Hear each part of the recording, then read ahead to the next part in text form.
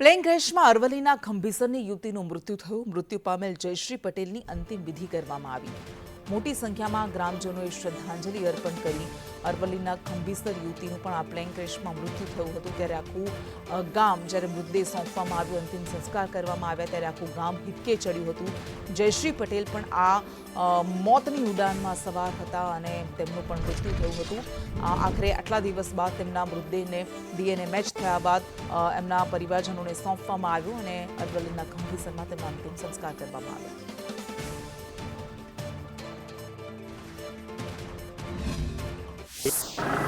ખૂબ લાડવાઈ દીકરી, એને ખૂબ લાડમાં રાખી અને મા બાપે ગરીબ પરિવાર હતો છતાં પણ ખૂબ સારી રીતે ઉછેરી હતી।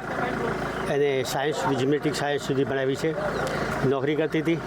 એના લગ્ન હમણાં 3 મહિના પહેલાં થયેલા અને આ વિમાન ક્રેશમાં એ દીકરી જ્યારે એક્સપાયર થઈ ગઈ ત્યારે આખા ગામમાં ખૂબ શોકની લાગણી વેપારતી હતી।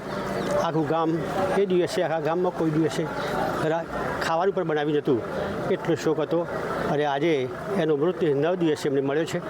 9 દિવસે મળ્યા પછી આજે અહીં ખંભીસર મુકામે લાવ્યા છે અને એની સાસરી ડુંગરવાળા થાય છે, ત્યાં ડુંગરવાળા મુકામે એને લઈ જવાની છે।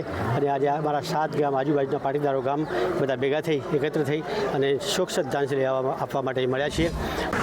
અમદાવાદથી લંડન જતી એર ઇન્ડિયાની ફ્લાઇટ જે ક્રેશ થઈ હતી, જેની અંદર જે સવાર પ્રવાસીઓ હતા કે જેમના મોત નિપજ્યા હતા, એમાંના એક કમનસીબ મહિલા કે જે ખંભીસર ગામની જયશ્રી પટેલ કે જેનો મૃતદેહ આજે 9મા દિવસે ડીએનએ મેચ થતાં એમના પિતૃ ગામ ખંભીસર ખાતે લાવવામાં આવી રહ્યો છે। દ્રશ્યમાં જોઈ શકો છો કે આ જયશ્રીબેન પટેલનો મૃતદેહ શબવાહિનીમાં શણગારી અને ગ્રામ લોકો અશ્રુભીની આંખે શ્રદ્ધાંજલિ અર્પણ કરી રહ્યા છે। ગામમાં મહિલાઓ, અબાલ વૃદ્ધ સૌ કોઈ મોટી સંખ્યામાં એકઠા થઈ ગામની દીકરીને પુષ્પ વર્ષા કરી અને છેલ્લી જેને કહેવાય એક શ્રદ્ધાંજલિ અર્પણ કરી રહ્યા છે। ત્યારે અહીંથી એમનું જે સાસરીનું ગામ ડુંગરવાડા ખાતે આ મૃતદેહને લઈ અવાશે અને સાસરી ખાતે ત્યાં તેઓની અંતિમ વિધિ કરાશે। શૈલેષ પંડ્યા, સંદેશ ન્યૂઝ, અરવલ્લી।